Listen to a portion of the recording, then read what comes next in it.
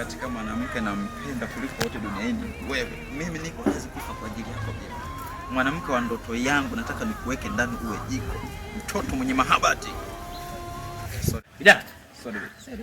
Mjua. Vipi, mbona unapita pita hapa kiholela holela alafu hauna ukakama?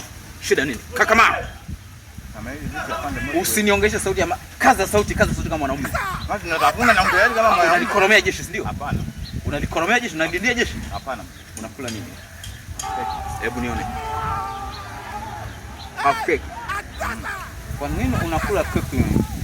Mbona umenunua kimoja tu? Shida nini? Kwa nini usingenunua mbili? Unajua kama kuna watu wengine wanaweza kuwasaidia huko. Alafu juu kama cake zinaniga, kwa nini hujanunua juice? Sorry mchumba, nakurudia. Au nakupata. Naongea na raia mmoja tu kiro safi, tunazuri na mwelekeo. Aha. Unasema? Unasema kitu? Bwana nimesikia kama vipi? Mara kama unasikiza maongezi yangu vipi unanidukua? Hakuna. Unataka kudukua siri za serikali? Ashindwe. Umeniita mimi nafikiri. Hapana, kwa nini unasikiza maongezi yangu? Basi naomba niende. Baby, sorry kidogo. Nakurudia. Uende wapi? Unadukua serikali nyeti? Siri za serikali? Hapana. Kwa nini unafuatilia mazungumzo yangu? Sikufuatilia, umenisimamisha mkuu. Kwa hiyo ukisimamishwa nao unasimama? Hapana. Wewe ndio mtu wa kusimama dede, si ndio? Hapana, umeniambia nibaki hapa. Naomba niruhusu niende. Hebu naomba pigeni. Mbona vitamu umenunua wapi?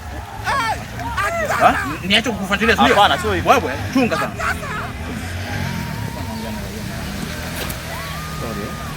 Ndio basi mpenzi, na wewe hiyo kamba na hiyo ni alafu haudi unanikwaza mpenzi. Love you.